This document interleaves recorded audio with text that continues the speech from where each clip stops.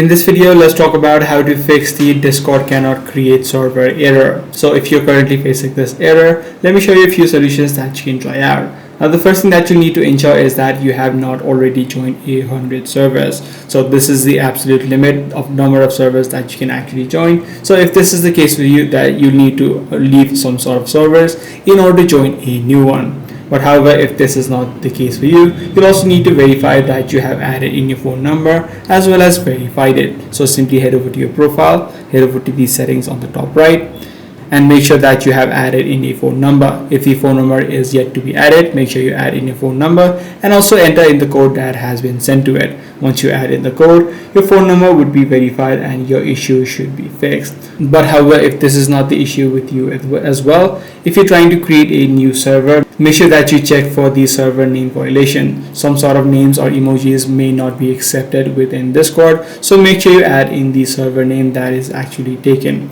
Now, even after trying all of these steps, you're still having issues with it, the last thing that you can try out is try to reinstall the application of Discord onto your device, and also make sure that you have disabled any sort of VPNs if you are currently connected to one. I do hope this guide video did help you out. If it did, be sure to subscribe. I'm going to see you in the next one.